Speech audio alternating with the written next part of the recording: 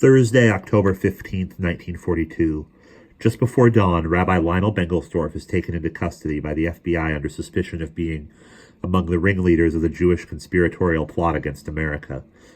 At the same time, the First Lady is said to be suffering from extreme nervous exhaustion, is transferred by ambulance from the White House to Walter Reed Army Hospital.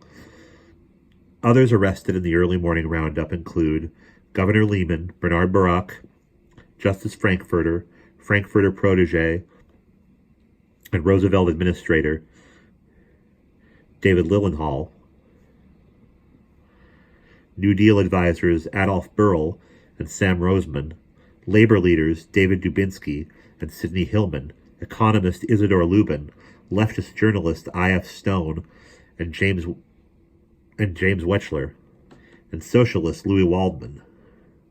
More arrests are said to be imminent, but the FBI has not disclosed whether the charges of conspiring to kidnap the president will be brought against any or all of the suspects.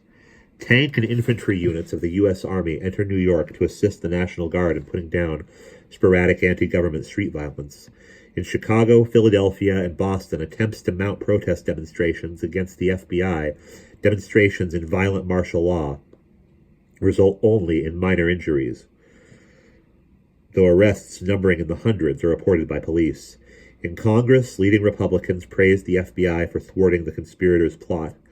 In New York, Mayor LaGuardia is joined at a press conference by Eleanor Roosevelt and Roger Baldwin of the ACLU.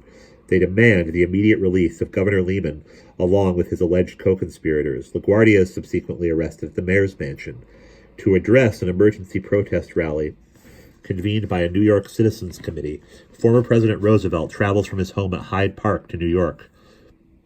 For his own protection, he is promptly taken into custody by the police. The U.S. Army shuts down all newspaper offices and radio stations in New York, where the after-dark martial law curfew will be enforced round the clock until further notice. Tanks close off all bridges and tunnels into the city. In Buffalo, the mayor announces his intention to distribute gas masks to the city's citizens, and the mayor of nearby Rochester initiates a bomb shelter program to protect our residents in the event of a surprise Canadian attack. An exchange of small arms fire is reported by the Canadian Broadcasting Corporation on the border between Maine and the province of New Brunswick, not far from Roosevelt's summer home on Campanello Island in the Bay of Fundy. From London, Prime Minister Churchill warns of an imminent German invasion of Mexico, purportedly to protect America's southern flank, while the United States sets about to wrest control of Canada from the British. "It is no longer a matter," says Churchill, "of the great American democracy, of taking military action to save us. The time has come for Americans to take civil action to save themselves. They are not two isolated historical dramas, the American and the British, and there never were. There is only one ordeal, and now, as in the past, we face it in common." And that is where we will pause.